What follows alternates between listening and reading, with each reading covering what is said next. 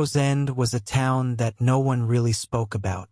It wasn't because it was particularly dangerous or notorious, but because it had been forgotten by the world and by time itself. The few who lived there never spoke of it with any real enthusiasm, and the travelers who passed through always seemed eager to leave. But it wasn't always that way. Years ago, Harrow's End had been a lively town, full of people and stories. The streets had once been busy, the market filled with vendors, and the homes were well kept and beautiful. But that was before the change. Over the years, the town had slowly faded, and now only a handful of families remained. The rest had moved away, leaving behind empty houses, crumbling stone walls, and streets that seemed to stretch longer than they should. I first heard about Harrow's End from a conversation between two truck drivers at a diner in a nearby town. I wasn't particularly interested in small-town gossip, but one thing they said caught my attention. "There's a place outside of Harrow's End," one of them had said, taking a drag from his cigarette. "A graveyard. People go there to make wishes. No one talks about it much, but if you're desperate enough, it'll give you what you want." The other driver nodded, his voice dropping to a whisper. "But they always say the price is too high. People go missing after they go there, vanish into thin air." It sounded like an urban legend, something that would be told in hushed tones around campfires. But there was something in their voices that made me wonder if there was more truth to it than just a scary story. Couldn't resist. The curiosity was like a spark that caught fire inside me. I found myself heading to Harrow's End the next afternoon, with the sun hanging low in the sky and the air turning cooler as the season shifted into autumn. The drive felt endless, with the road becoming narrower and more desolate as I moved further into the woods. The town didn't seem to have a proper entrance, just a few fading signs that warned of overgrown paths and dangerous roads. It felt as though the world was slowly forgetting about this place, and it was disappearing from existence itself. I arrived just as the sky darkened, and the first hints of night crept into the corners of the streets. The town was exactly as I had imagined, quiet and abandoned, like a forgotten relic of a bygone time. The houses slouched with age, and the sidewalks cracked from disrepair. There was a sense of stillness in the air, a heavy silence that hung over the town. It was as if the whole place was holding its breath, waiting for something to happen, or perhaps for nothing to happen at all. I parked my car near the diner at the edge of the town. The flickering neon sign buzzed weakly, casting an eerie glow on the street. As I stepped inside, the chatter of the few people in the diner died down. Everyone turned to look at me, their faces tense, eyes filled with something unspoken. It wasn't unfriendly, it was worse. It was like I was an intruder in a place that didn't want me there. I sat at the counter, and the waitress, a woman with sharp eyes and a tired face, approached me. "What can I get you?" she asked, her voice steady, but I could sense the underlying caution in it. "A coffee, please," I replied, trying to ignore the odd tension in the air. As I sipped my drink, I noticed the whispers, the low murmur of conversation that had gone quiet when I walked in, but now resumed. It was more like the rustling of leaves than actual speech, something barely audible, but enough to make my skin crawl. I caught a few words: outsider, curious, graveyard. Finally, I asked the waitress, "I heard there's a graveyard around here. People say it's a place where you can make a wish." Her face immediately drained of color. She glanced quickly toward the window before turning away, her back to me as she busied herself with the coffee pot. Her movements were hurried, almost mechanical. The man sitting at the table beside me, an older man with a weathered face, seemed to take notice of my question. He leaned forward, speaking in a low, raspy voice. "Leave it alone, kid," he muttered, his gaze shifting uneasily. "Some things are better left untouched." Don't go looking for the graveyard. Why? I asked, sensing that he might know something more. Just don't, he said, his voice trailing off as he looked down at his hands. But I couldn't shake the feeling that I was being warned for a reason. After finishing my coffee, I decided to press further. I found an old man sitting by the window, staring out into the darkness. "Excuse me, sir," I said, walking over to him. "Do you know where the graveyard is?" He didn't answer right away. Instead, he studied me with a piercing gaze, as if weighing something important in his mind. Finally, he spoke. "You'll find it," he said cryptically. "Just follow the dirt road out of town. But don't expect anything good to come of it." That was all I needed to hear. I left the diner, my heart pounding with a mixture of excitement and apprehension. The path to the graveyard seemed to stretch forever, the dirt road winding through thick trees, the silence of the forest surrounding me like a heavy cloak. There was no sign, no marker to tell me I had reached the right place. But as I wandered deeper, I felt an odd sensation, like the air was growing colder, heavier. After what seemed like hours, I finally saw it. It wasn't a grand graveyard, like I had expected, with ornate headstones and statues. No, it was far more desolate than that. A clearing in the woods, overgrown with weeds, and surrounded by a rusted iron fence. The graves were marked by crumbling stones, their inscriptions long worn away by time. At the center of it all stood a single towering tree, its bark blackened and twisted, its branches reaching out like skeletal hands. Beneath it was an altar made of stone, stained with what looked like dried blood. I couldn't move.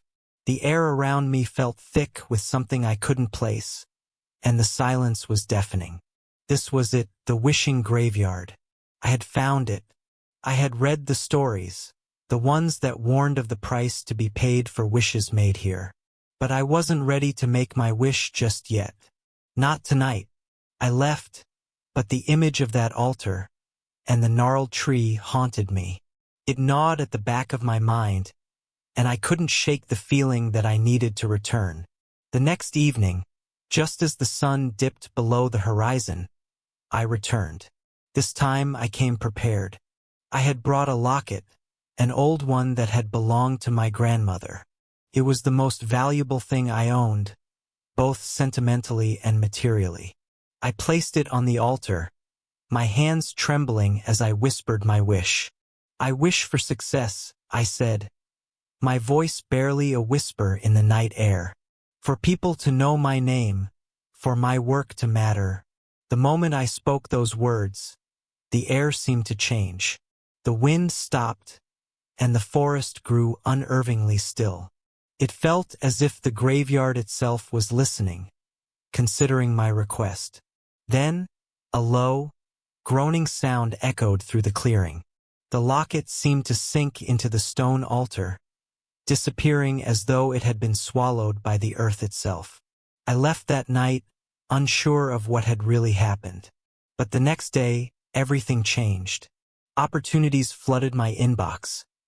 Offers, praise, recognition for my work, everything I had ever dreamed of. People took notice of me, of my talents. It felt intoxicating. For the first time in my life, I felt seen. But then the nightmares began. They were vivid, suffocating dreams. Terrifying visions that left me waking up in cold sweats, gasping for breath. I thought they were stress-induced, but soon the whispers started. They followed me, even when I was awake, lurking in the shadows of my apartment, in empty rooms, in the back of my mind. The people around me began to disappear. At first, it was someone I barely knew, a distant acquaintance. Then it was a close friend. There was no trace of them, no investigation. It was as if they had been erased completely. I realized then that the price of my wish was not mine to pay alone. It was being taken from the people I loved. Desperate for answers, I returned to the graveyard, but the altar was empty, mocking me. The tree loomed above, its twisted branches creaking in the wind like laughter. I screamed, begging for the graveyard to take it back. "I don't want it anymore," I cried. But the wind howled in response, and for a moment, I saw them, figures among the graves. Pale, faceless forms watching me in silence. The whispers grew louder, turning into a cacophony of torment. That night, I woke to find the locket on my nightstand, its metal cold, covered in ash. I threw it away, but it always came back. The graveyard had claimed me, and there was no escape. Story 2. There was a place I used to hear about as a child. A place that was as much a part of my nightmares as it was part of the local lore. The adults in my town spoke of it in hushed tones, as though saying its name aloud might summon something sinister. They called it Whispering Hill. The hill was located just outside our small town, perched above the valley like some ancient guardian. It was covered in dense woods, and no one ventured there after dark. Some said it was cursed, others claimed it was haunted. I grew up with these stories, and while I never truly believed them, they always had a way of lingering in the back of my mind. The old folks would tell tales of strange sounds coming from the hill, voices that could be heard on quiet evenings, soft whispers carried by the wind. They said the hill had a way of drawing people in, and once you went there, you could never leave. Of course, as a kid, I was more curious than frightened. I'd often wander close to the base of the hill, staring up at the dense trees, imagining what secrets lay hidden in their shadows. It was forbidden, of course, to go any farther, but like any rebellious teenager, I couldn't resist the lure of the unknown. I didn't know what I was getting myself into. The day I decided to explore Whispering Hill had been a particularly gray one, with the sky thick with clouds and the wind carrying a chill that made my bones ache. My friends warned me not to go, but they didn't understand. To them, it was just an old hill, a piece of land covered in weeds. But I had heard the stories, and for some reason, they had begun to stir something inside me. It felt as though the hill had been calling to me, pulling me toward it. I started my trek up the hill just after sunset.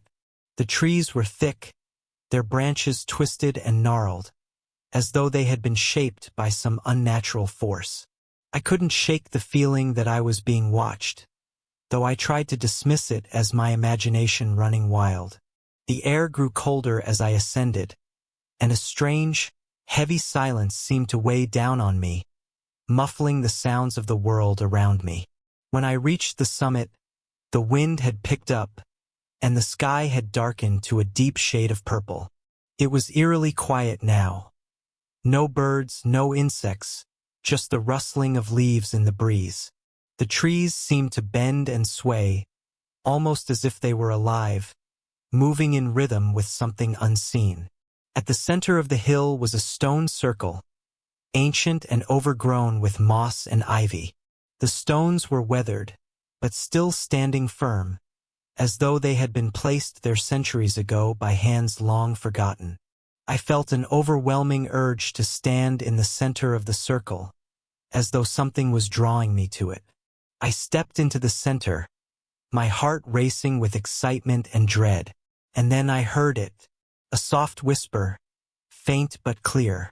At first, I thought it was the wind, but the voice seemed too deliberate, too distinct. It was calling my name. Avery. I froze, my blood running cold.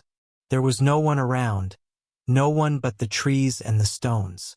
The voice came again, louder this time.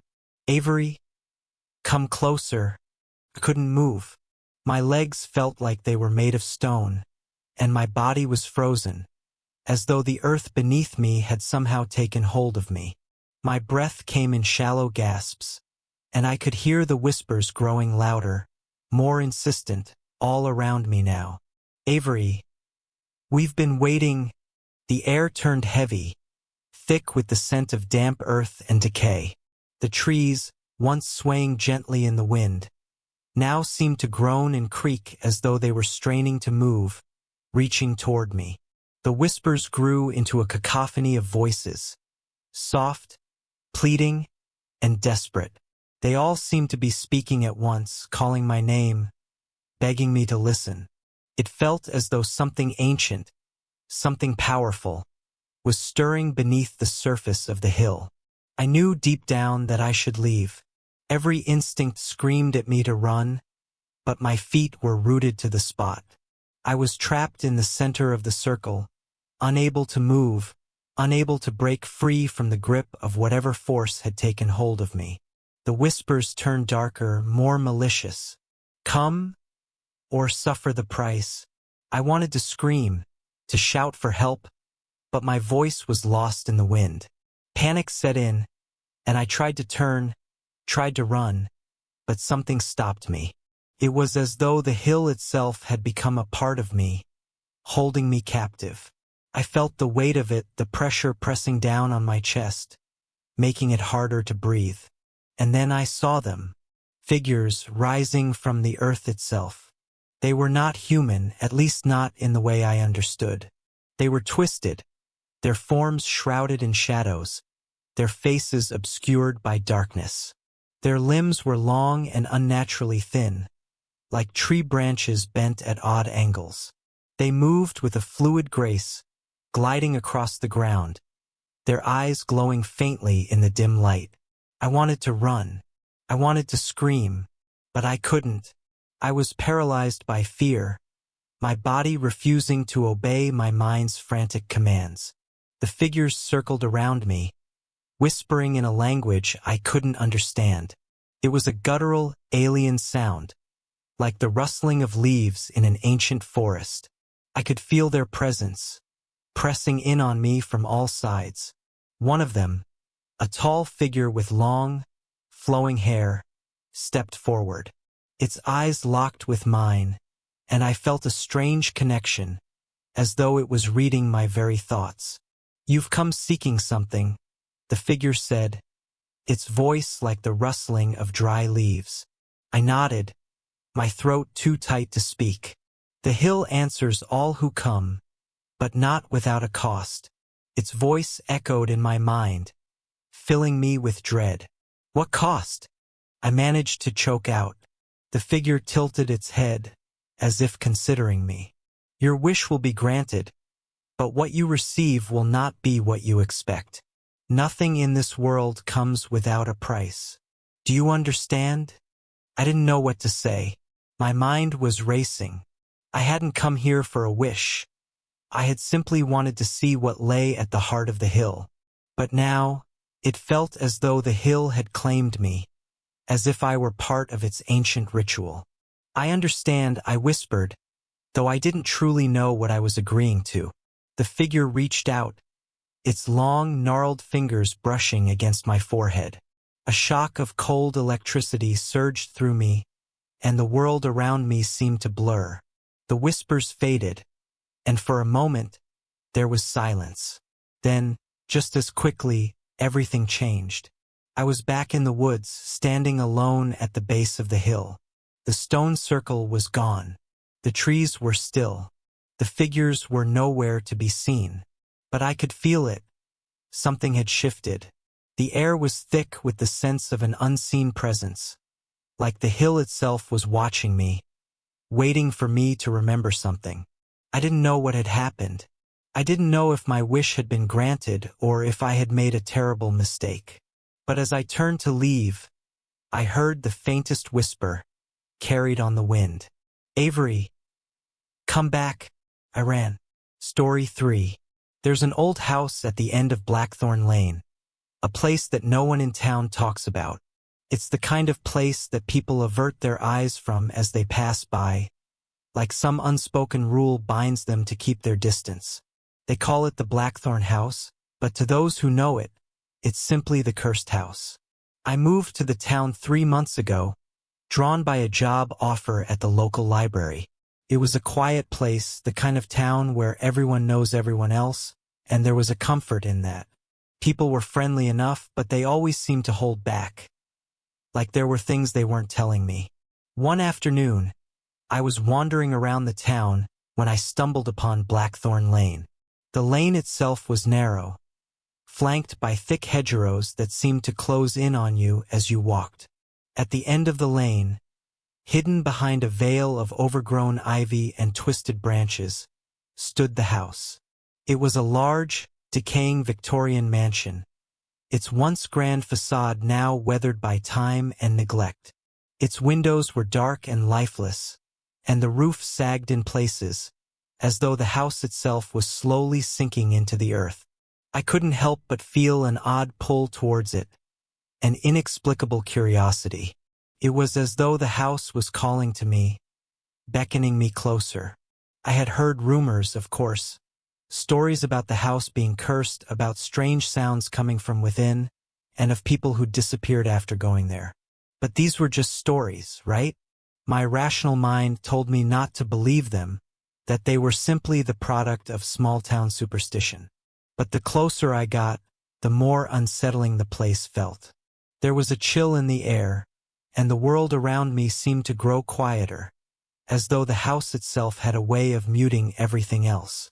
It was as though the house existed in its own reality, separate from the rest of the world. I stood there for a moment watching the house, wondering if it would speak to me in some way, if it would reveal its secrets. Suddenly, a noise broke the silence. An odd creak, followed by the faintest whisper of a voice. I whipped around, but there was no one there. The street was empty, the air still. The only sound was the wind rustling the leaves in the trees. I chalked it up to nerves, but the feeling of unease lingered in my chest. That night, I couldn't stop thinking about the house. I'd seen its silhouette in the distance when I returned home, and something about it had stayed with me, gnawing at my thoughts. Curiosity pulled at me again, and before I knew it, I found myself standing at the foot of Blackthorn Lane once more. This time, the wind was sharper, the sky overcast, as if the world itself was bracing for something. The front gate was partially open, creaking softly in the breeze, and the house loomed ahead like an old sentinel. I hesitated for only a moment before pushing open the gate and stepping onto the overgrown path. The lawn was wild with weeds, but the house stood proudly at the end, as if daring me to come closer. I don't know what made me do it, but I walked up the steps to the front door. The porch groaned under my weight as I approached the door, which stood slightly ajar, as though someone had been waiting for me. I could feel the hairs on the back of my neck rise, but something inside me pushed me forward, an urge I couldn't explain. I stepped inside. The air was thick and heavy, stale with the smell of old wood and dust. The house felt like it hadn't been touched in years, yet there was something strange about it, something that made it feel alive. The floorboards creaked underfoot, and the shadows seemed to stretch unnaturally long in the dim light. It was as though the house itself was breathing, as if it were watching me, waiting for me to make the next move. The hallway stretched ahead of me, and I could hear a faint humming sound coming from somewhere deep inside the house. It was a soft, melodic sound, but it was unnerving in its calmness, like a lullaby sung by someone who knew all too well the darkness that lay beyond. As I walked further into the house, the walls seemed to close in on me. The humming grew louder, more insistent, and I realized it was coming from upstairs. I couldn't resist the pull. It was as though the house was guiding me, pulling me toward something I didn't understand. I ascended the creaky staircase, my heart pounding in my chest. At the top of the stairs, the hallway stretched before me, lined with doors that were all closed. The humming seemed to be coming from one of those rooms. But which one? I tried to open the nearest door, but it was locked. A soft voice echoed down the hallway, a whisper that seemed to be coming from the walls themselves. Don't open the door. I froze, my hand still resting on the doorknob. The voice was faint, almost inaudible, but it was clear enough to make my blood run cold. Who had said that? No one was here. Was there? The humming had stopped. The silence was deafening, and I felt my heartbeat echo in my ears. I turned toward the last door at the end of the hallway. It stood slightly ajar, a faint light spilling from the crack. Without thinking, I approached it, my hand trembling as I pushed it open. The room inside was nothing like the rest of the house. It was pristine, untouched by time. The bed was neatly made, the curtains drawn tight, and on the small wooden table beside the bed was an old, tarnished locket. I felt drawn to it, almost as if it were calling me. I picked it up, feeling the weight of it in my palm. Just as I touched it, a voice whispered from behind me, cold and sharp, "Put it down." I spun around, but no one was there. A cold gust of wind slammed the door shut behind me, and the room went dark. The only light came from the locket, which seemed to glow faintly, its silver surface reflecting something I couldn't see. I tried to run, but the door wouldn't budge. The air grew thick, suffocating, and the humming returned, louder this time, until it became a scream. A sound of anguish that filled the room, coming from everywhere at once. I didn't know how I managed to break free, but somehow I found myself stumbling out of the room, back into the hallway, and down the stairs. The house seemed to pulse with energy, as though it were alive, as though it was begging me to stay, to let it consume me.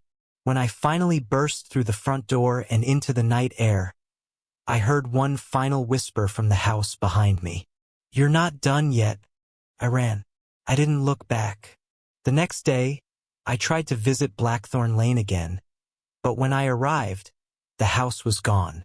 The lot was empty, overgrown with weeds and brush. There was no sign of the mansion, no evidence that it had ever existed. I stood there for a long time, unsure of what to believe. But I know what I felt. I know what I heard. And I know that Blackthorn House is still out there, waiting for the next person to come and make the mistake of stepping inside. Story 4. The old house on Maple Street had always fascinated me. My parents had bought it when I was young, and we moved in during the spring, when the trees outside were just beginning to bloom and the air still smelled faintly of fresh dirt and new beginnings. But there was something about that house. Something off.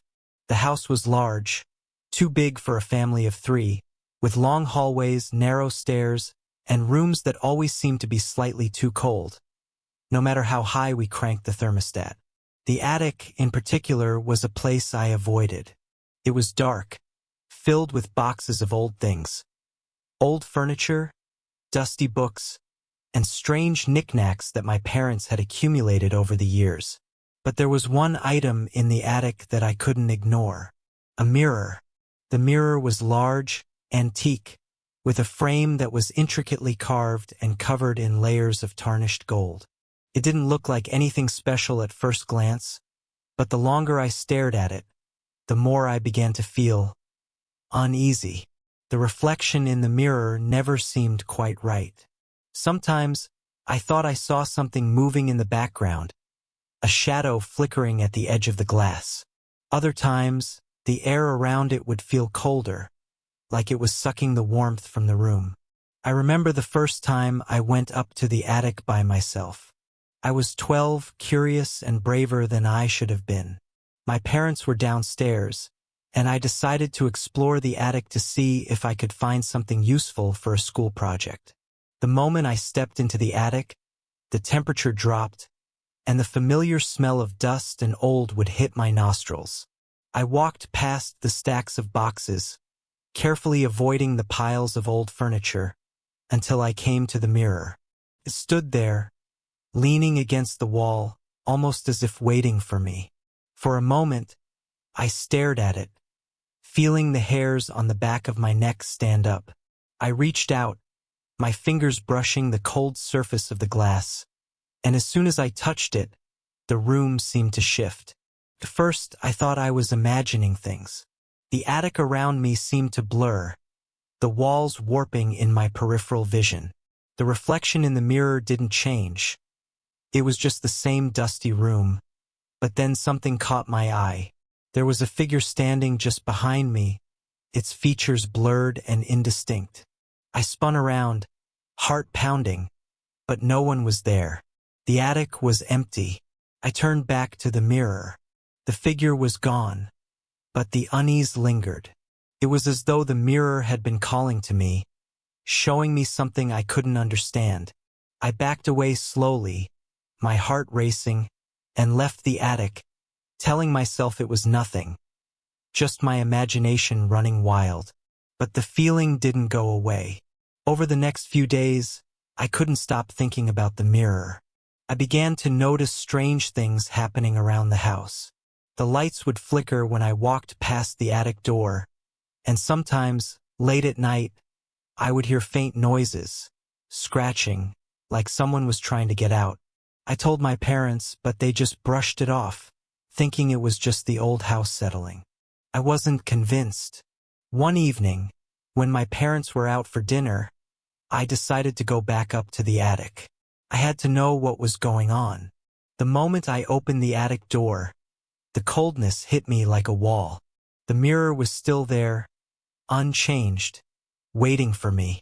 My pulse quickened, but I forced myself to approach it. This time, I wasn't just going to look at my reflection. I was going to figure out what was happening. I stood in front of the mirror, staring deeply into the glass. The room around me seemed to fade, and for a moment, I thought I saw the faint outline of the same figure from before, standing just behind me. This time, I didn't turn around. I didn't even blink. I kept my eyes fixed on the mirror, trying to steady my breathing. The figure moved. It was slow at first, just a faint shift in the reflection. Then it took a step forward. The figure was tall, its features still blurred, but now I could see it more clearly, its shape, its outline. It had a presence, an aura of something unnatural. I could feel it in the pit of my stomach, a sense of dread unlike anything I had ever felt before. The figure took another step, and then another, until it was standing directly behind me in the reflection. My heart hammered in my chest, and I couldn't move. I wanted to scream, to run, but something about the mirror held me in place. And then the figure spoke. The voice was faint, barely audible, but I could hear it clearly in my mind. "Come closer," it whispered, the words sending a chill through my bones. "I've been waiting for you."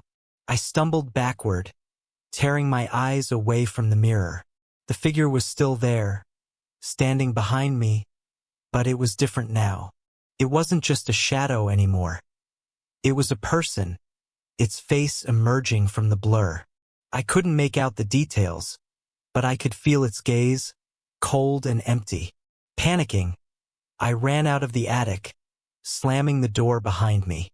I didn't stop running until I was downstairs, breathless and shaking.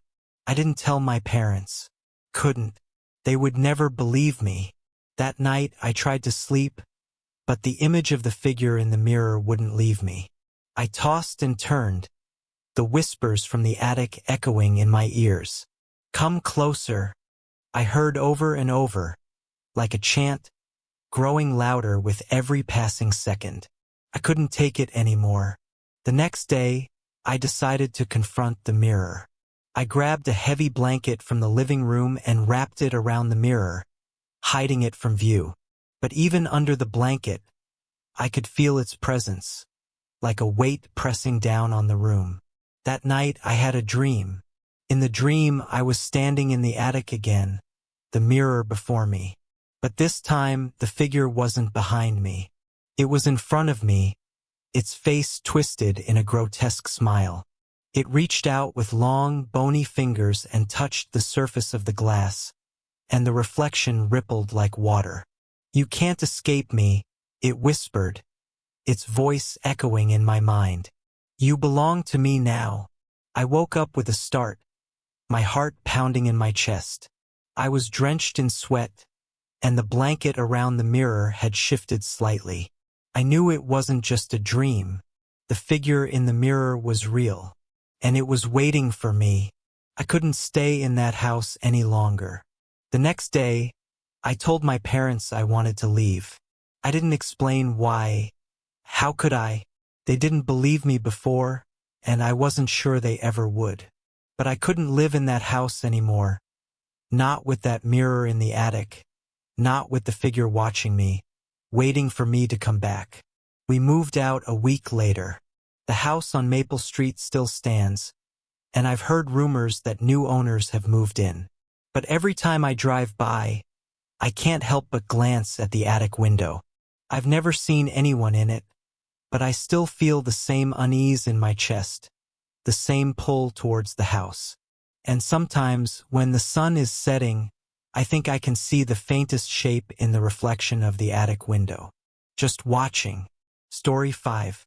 It was supposed to be a quiet weekend getaway, a retreat from the hustle of city life. I had been working nonstop for weeks, and the idea of a weekend alone in a secluded cabin seemed like the perfect way to unwind. The cabin was situated deep in the woods, far from civilization. The nearest town was an hour away, and the last bit of the drive was down a narrow dirt road that twisted and turned through towering trees. I had rented it for a few days, just me and the peaceful isolation. I arrived on a crisp autumn evening, the sun dipping low behind the mountains. The air smelled fresh, earthy, and damp, as if the forest had been waiting for me to arrive. The cabin itself was small, charming in its simplicity, with a stone fireplace and windows that framed the forest like a painting. There was something comforting about its solitude, but also something off. As soon as I stepped inside, I felt the weight of the silence. It was deep and suffocating, like the world outside had been swallowed whole. I shrugged it off as a product of the cabin's isolation and settled in. The fireplace crackled to life, filling the room with warmth, and I unpacked my things, eager to relax. Nightfall came quickly, and the forest outside seemed to come alive in the dark. The wind whispered through the trees, and distant animal calls echoed through the night. But the more I sat in the cabin, the more I noticed something unsettling. The silence inside wasn't just the absence of noise. It felt like it was watching me, as though something or someone was lurking just out of sight. I decided to go for a walk before it got too dark. There was a small trail behind the cabin that led deeper into the woods. It was a quiet, peaceful path, and I thought some fresh air would clear my mind. But the deeper I walked into the woods, the more I began to feel the weight of the place pressing down on me. The trees were thick and old, their branches twisted into unnatural shapes, and the underbrush was dense, almost choking the air. As I walked, I noticed something strange. There were no birds, no squirrels, no signs of animal life at all. The woods were eerily still. The only sound was the crunch of fallen leaves underfoot, and even that seemed too loud. I walked for what felt like hours, the sun having long since set. The trees cast strange, elongated shadows, and the trail ahead seemed to fade into darkness. Just as I was about to turn back, I saw it. A small clearing ahead, bathed in an unnatural pale light. My heart raced. The light was coming from nowhere. It seemed to glow, like the moon was shining down on this particular spot, though there was no moon in the sky. Curiosity pulled me forward. As I stepped into the clearing, the light flickered for a moment before intensifying, casting everything in an eerie glow. In the center of the clearing was a large old tree, its gnarled roots stretching out like twisted fingers.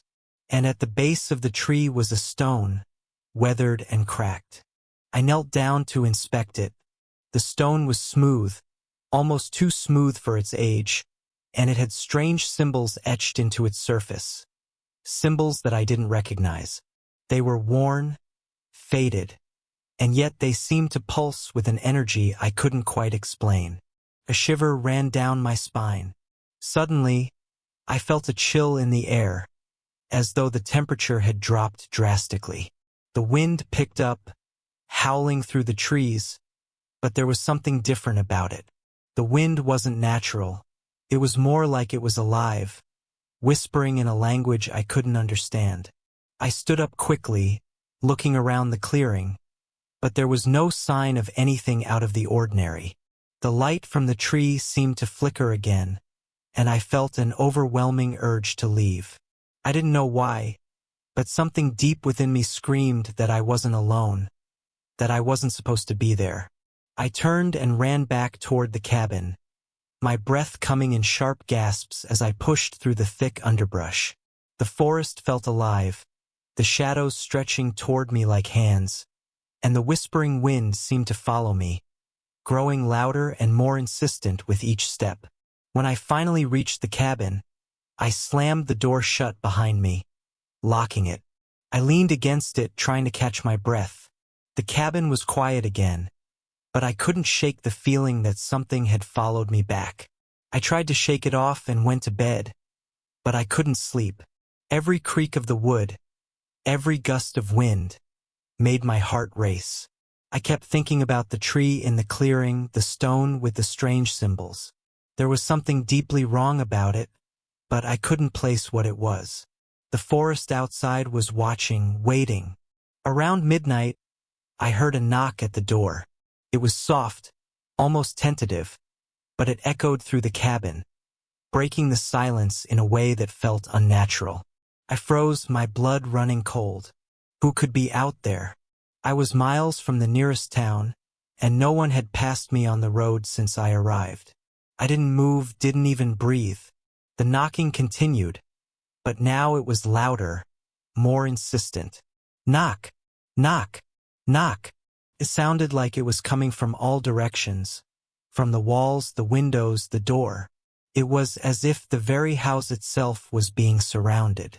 I grabbed the nearest thing I could find, a heavy iron poker from the fireplace, and crept toward the door.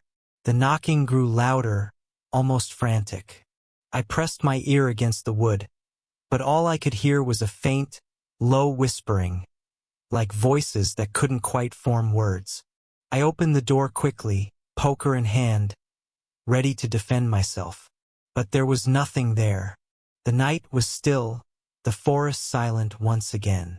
The moon hung low in the sky, casting long shadows on the ground, but the clearing, the tree, was nowhere in sight.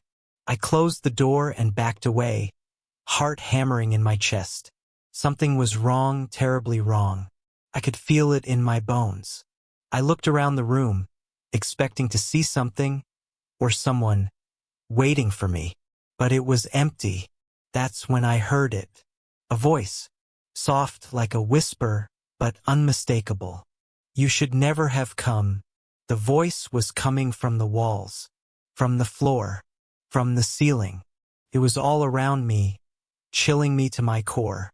I couldn't move. I couldn't speak. The voice seemed to grow louder, more desperate. Leave the cabin. Leave the woods. Leave now, or you will never leave at all. The last words echoed in my mind as I backed into the corner of the room, gripping the poker so hard my knuckles turned white. The house was closing in on me, the very walls seeming to press against me. And then, just as suddenly as it began, the whispering stopped. Silence. I never went back to that cabin. I left the next morning, and the woods behind it seemed to swallow the road as I drove away. To this day, I can't explain what happened there. I never found out what the symbols on the stone meant, or who or what was trying to reach me that night. But sometimes, when I close my eyes, I can still hear the whispers, still feel the chill in the air, and I know that something is out there waiting. Story 6. It was supposed to be a simple camping trip, just me and my two best friends. We had been planning this weekend escape for months. A chance to reconnect with nature, escape the noise of city life, and enjoy some quiet time in the wilderness. We had heard about Hollow Creek from a few locals when we stopped for gas. They warned us to be careful, that the place had a history, but we didn't think much of it. After all, we were experienced campers. We had been out in the wild dozens of times before. The drive out there was long. The sun was already setting when we reached the edge of the forest. The road leading into Hollow Creek was winding and narrow, the trees closing in on both sides like ancient sentinels. It felt like the world beyond the forest didn't exist, as if the woods had swallowed up time itself. We reached the clearing where we planned to set up camp just as dusk settled over the land. There was an old rickety bridge that spanned the creek, its wooden planks creaking in the wind as if groaning under the weight of years of neglect. On the far side of the creek, the woods seemed even darker, the trees growing thicker and more twisted, blocking out the last rays of the sun. We set up our tent near the creek's edge, the sound of running water providing a constant backdrop to our evening. The night was still, except for the occasional rustle of leaves as the wind whispered through the trees. We built a fire and sat around it, laughing and telling stories, enjoying the warmth and camaraderie. But there was something about Hollow Creek that didn't feel right. The air was heavy, thick with the scent of damp earth and decaying leaves. Every so often, I felt a strange prickling sensation on the back of my neck, as if someone or something was watching us. I brushed it off as nothing, a byproduct of being out in the wilderness after dark. We stayed up late, well past midnight, talking and drinking, until the fire burned down to glowing embers. It was then that we heard it. At first, it was just a faint sound, barely noticeable over the crackling of the fire. But then it grew louder, footsteps, slow and deliberate, crunching against the dry leaves.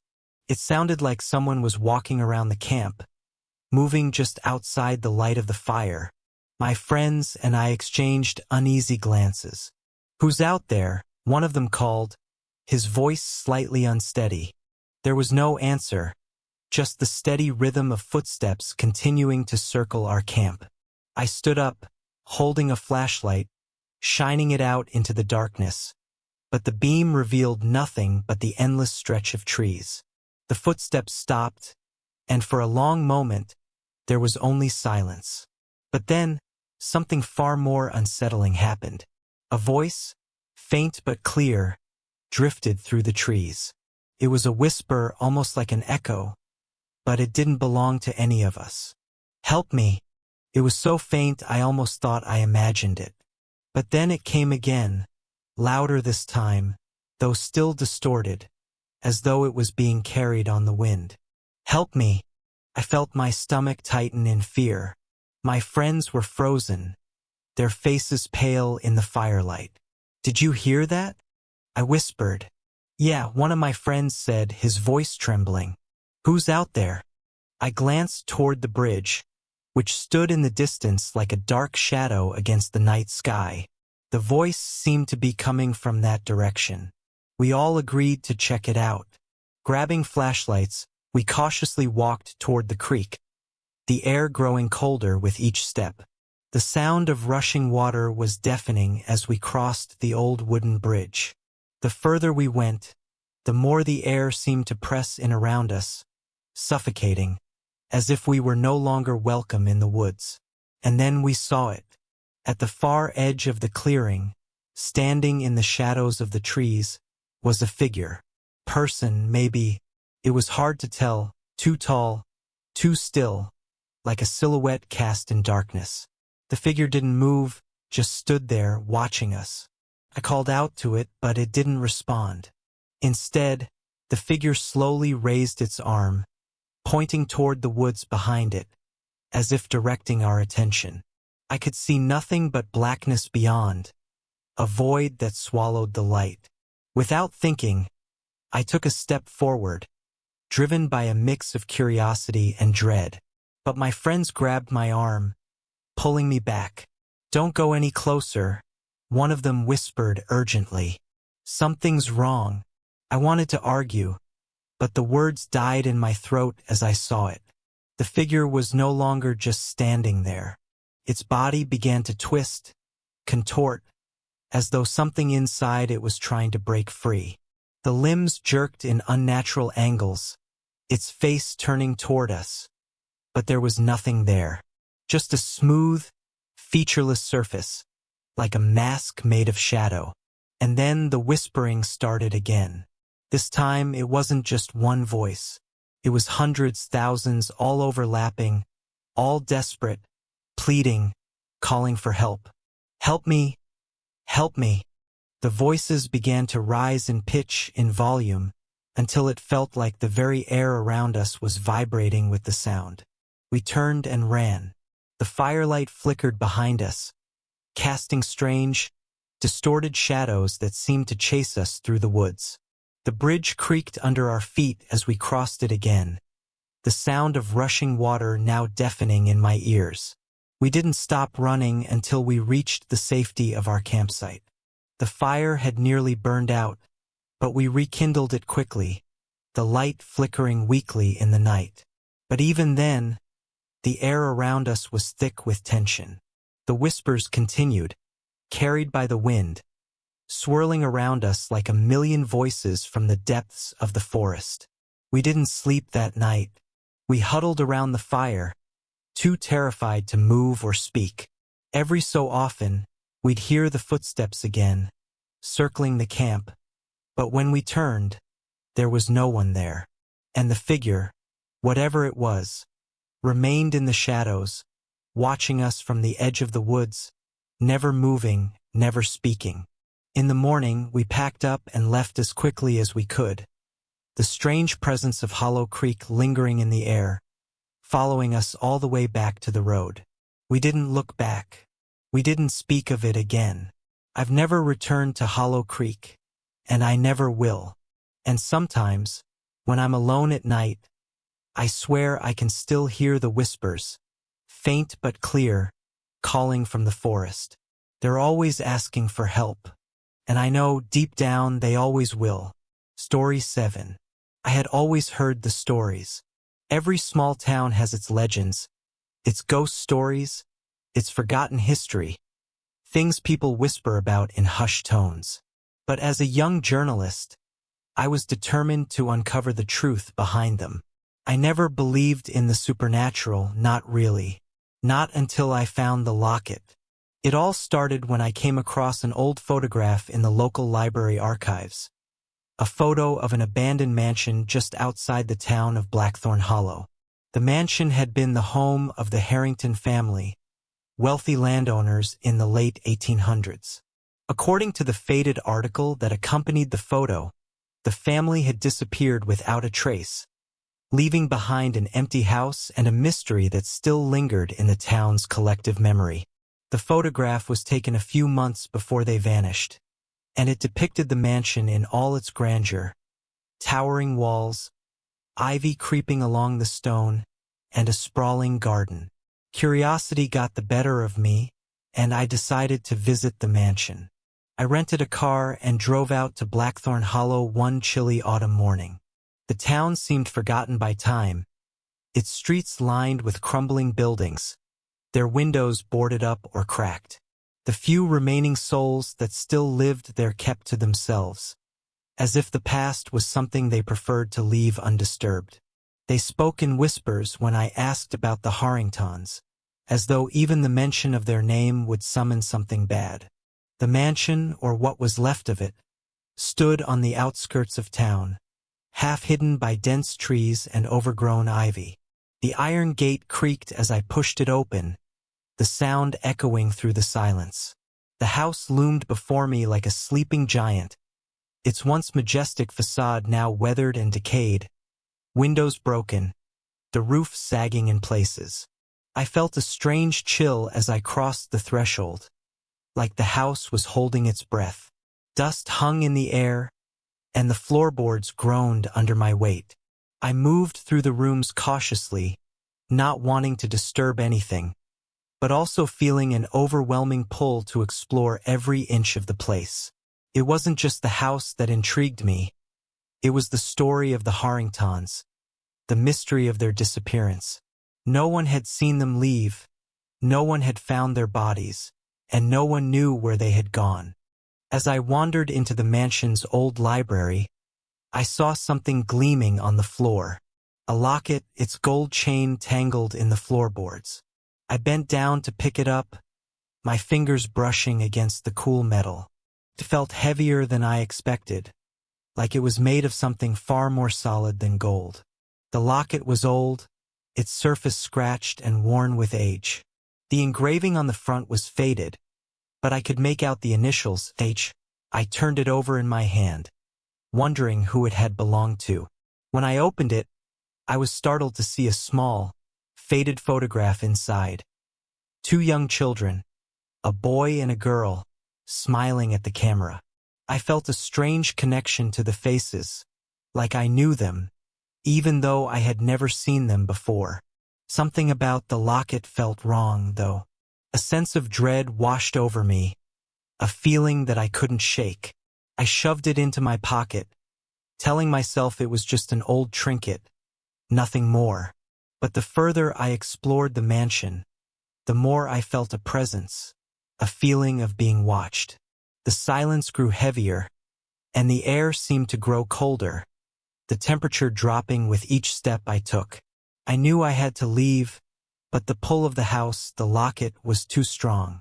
I couldn't stop thinking about the children in the photograph, about who they were and why their image had been preserved in such a strange way. I returned to town, still holding the locket in my pocket, and tried to find someone who might know more about the Harringtons. The town was even quieter now, the streets empty as dusk fell. I approached an old woman sitting on her porch and asked her if she knew anything about the mansion. Her eyes widened when she saw the locket in my hand. "Where did you find that?" she asked, her voice trembling. "I found it in the mansion." "Why? What's wrong?" The woman's face paled, and she pulled me close, her voice shaking. "That locket, it belonged to the Harrington children. But it's not just a locket. It's cursed. Anyone who finds it will be haunted by the spirits of those children. They died in that house tragically, mysteriously. The locket is the only thing left of them." She went on to tell me that the Harringtons had been a seemingly perfect family, wealthy and respected. But the children, a boy and a girl, had been the source of strange events in the town. People whispered that the children could see things that no one else could see. They claimed the children could speak to the dead, and that their home was filled with strange noises, voices in the walls, shadows moving on their own. One night, the family had simply disappeared. The mansion had been searched, but no trace of the Harringtons was ever found. It was as though they had vanished into thin air. The town had long since abandoned the mansion, but the stories didn't stop. People who lived nearby claimed to hear children's laughter at night, coming from inside the house. Some said they saw figures standing at the windows, peering out at the moonlit landscape. The curse, the woman explained, had trapped the spirits of the children within the locket, binding them to whoever possessed it. I didn't believe her. How could I? It sounded like an old folk tale, something meant to scare children. But as I walked back to my car, the unease grew inside me. The streets felt darker, the night heavier. I got in the car and drove back to the mansion, the locket still burning a hole in my pocket. Something was pulling me back, something I couldn't explain. I entered the house once more, this time not as a curious journalist, but as someone drawn to a place that seemed to pulse with an energy of its own. The house was even colder now, the air thick with a presence that I couldn't see but could feel in every corner of the room. I made my way upstairs, the floorboards creaking under my weight. That's when I saw them, the children, standing at the end of the hallway, their eyes dark and empty, their faces twisted in a grotesque grin. They didn't speak, they didn't move, but I could hear them, hear their whispers, their voices calling me closer. Their laughter echoed through the halls, sharp and cold, like nails on a chalkboard. I dropped the locket, but it didn't matter. The children didn't leave. Their presence grew stronger, their laughter more frantic, until it felt like the walls themselves were closing in. I stumbled backward, trying to escape, but the house seemed to shift around me, the doorways becoming endless corridors, the windows too far to reach. I don't remember how I escaped that night, but when I woke up the next morning, I was outside the mansion, the locket gone. The house was silent again, but the sense of dread lingered in my chest. The children's voices echoed in my mind, and when I looked back, I could have sworn I saw them watching from the window. I left Blackthorn Hollow the next day and never returned. And yet, every so often, I feel the weight of the locket in my hand, hear the distant echoes of children's laughter on the wind, and I know, somewhere out there, the spirits of the Harrington children are still waiting for someone to listen to their whispers. Story 8. There's a house at the edge of town that no one talks about, a place where the windows are always covered, and the lawn is overgrown with weeds. The locals call it the Blackwood House, but no one remembers who lived there or what happened to them. All anyone knows is that after the last family moved out decades ago, the house stood empty until I came along. I wasn't planning on moving to this small town. I had come here to escape. My life had been a mess. Relationships falling apart, work consuming me, and the city leaving me feeling suffocated. A small town seemed like the perfect place to start over, to clear my head and find some peace. I found a little cottage by the woods, cozy and quiet, and I figured that would be enough. But then I saw the Blackwood House, sitting there like a looming presence in the background of the town. The house wasn't much to look at. It was dilapidated, with peeling paint and broken windows. But there was something about it, something that called to me. At first, I thought it was just my imagination. The town's eerie quietness was rubbing off on me. But then, one evening, as I walked past the house on my way to the market, I saw something in the window. A face, pale, gaunt face, staring back at me. At first, I thought it was a trick of the light, a reflection, maybe. But no. There it was, clear as day, watching me with hollow eyes. I rushed past, my heart pounding in my chest, and tried to shake it off. Maybe it was just a broken window reflecting something from the street. But the image stayed with me. Every time I passed the house, I felt that same unease creeping up my spine. And the face, it always seemed to be there, watching, waiting. Days turned into weeks, and I couldn't stop thinking about it. The strange feeling that the house was alive, that something was hiding behind its crumbling walls, gnawed at me. I even asked the townsfolk about it. No one would give me a straight answer. They'd avert their eyes, change the subject, or give me vague warnings about the house being unlucky. Some even whispered about a curse, but none of them were brave enough to speak the full story. One night, I decided to take matters into my own hands. After all, I was no stranger to strange occurrences. I was a skeptic, a journalist by trade. But even I couldn't ignore the creeping sense of mystery that surrounded the Blackwood House. So, I gathered my courage and decided to investigate. The front door was surprisingly unlocked. I pushed it open slowly, the hinges creaking like they hadn't been used in years. The air inside was thick with dust and neglect, and the house smelled of mildew and old wood.